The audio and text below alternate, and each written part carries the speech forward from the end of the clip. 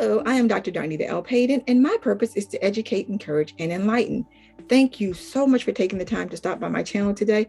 I am so grateful that you are here. We are continuing with our series, 5 Steps to Total Wellness, and today we are talking about reorganizing your daily routine.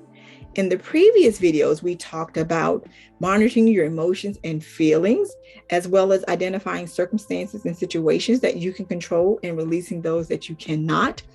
And in part 1, we talked about acknowledging your fears. If you've not watched those videos, please go back and watch those, in addition to the intro where I talk about the entire series and what my plan was for you all in putting this series together for you. So today, reorganizing your daily routine.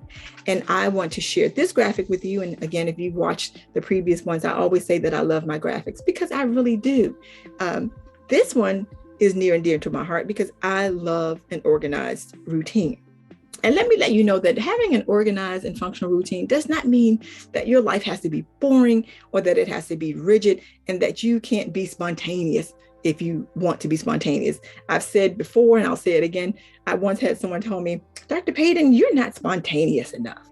And I said, I am absolutely spontaneous as long as I have time to prepare for it.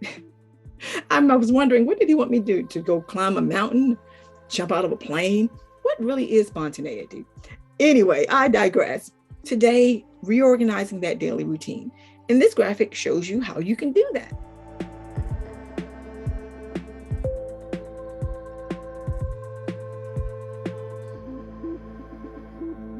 It says that your daily routine matters, and it absolutely does. If you just sort of wake up in the morning and say, okay, day, what's going to happen?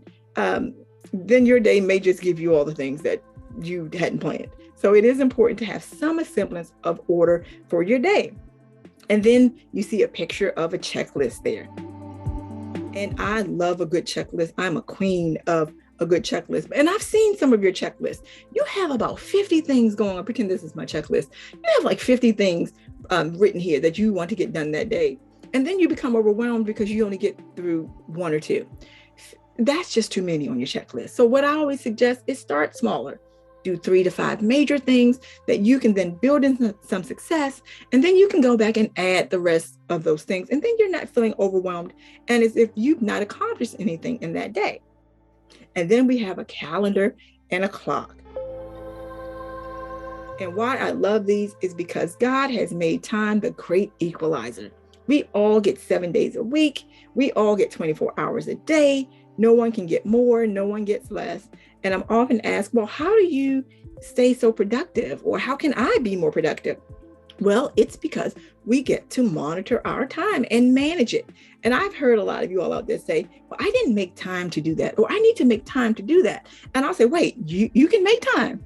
Can I get a couple of extra hours, please? Now, of course, I'm being facetious, but the way that we speak about a thing or think about a thing really does drive how we treat it. And if we treat time as if it's ours and we get to control it, then we don't honor it. So I want you to try this. Take your watch or your clock or your phone and try and stop time. And tell me how that works out for you. You will watch and see that it will continue to pass you by. So although we cannot make time, we can manage the time that God has given us. Because I want you to remember that trying to do what you once did but can no longer do is a recipe for frustration and disaster and is sort of the very definition of insanity. I want you to plan, as we've talked about, with your checklist and monitoring and managing the time that you've been given, your day or your minute, your hour, however you do it, as best as you can within the current parameters that we are living in today.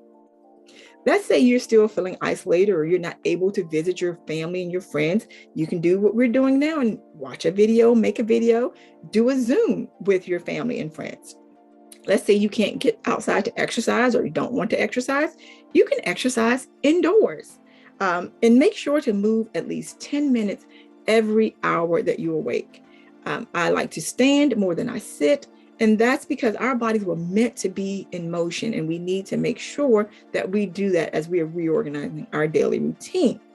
And then there's a bonus. I want to ask you all this question. Did any of you all have to do distance learning way back when this started back in March 2020? Well, I did. I had my niece and my nephew for a period of time back in March when all of this started, and they hadn't worked out the bugs and the kinks just yet in the distance learning of it all. And I was convinced that every day, all three of my degrees were going to be revoked because second grade math and fourth grade history nearly took me out. When did 2 plus 2 stop being 4? And why can't little Johnny read? And when did that become a math problem? And my nephew, fourth grade at the time, had to basically write a dissertation for a history project. And I said, buddy, are they giving out degrees in the fourth grade now? So the bonus, it includes some laughter and humor in your day. Don't take life so seriously. Enjoy, laugh, and then laugh some more. A merry heart doeth good like a medicine, the Bible says, Proverbs 17:22, but a broken spirit drieth the bones. I don't know about you, but I don't want dry bones and a broken spirit. So make sure you laugh. And just if you're wondering, I had the fourth grader help his sister with the second grade math because he understood why 2 plus 2 didn't equal 4 and why little Johnny couldn't read and why that was a math problem. And for him, her brother, I just told him that we would consult his teacher on this degree that he was earning in the fourth grade.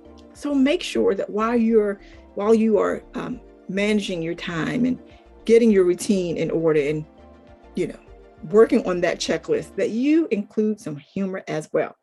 So that's all I have for you today in this video where we talk about reorganizing your daily routine. Remember that we've already talked about monitoring your emotions and feelings to make sure that they are in line with reality and based on the evidence of your life.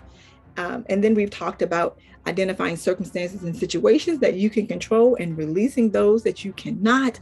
And we started off with acknowledging your fears to make sure that they are in line with reality and not running rampant on an unchecked and continuous loop. We want to make sure that those fears are valid.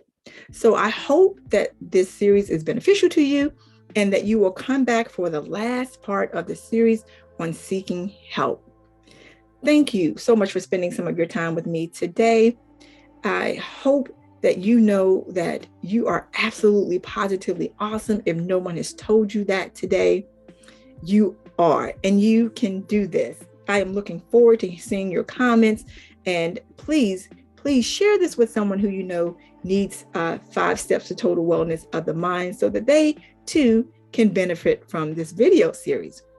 I look forward to seeing you again next week. And if you would like more information, please feel free to visit me at drdeclutter.com. That's Dr. the letter D, the word clutter.com. Take care. God bless. See you next week. Bye.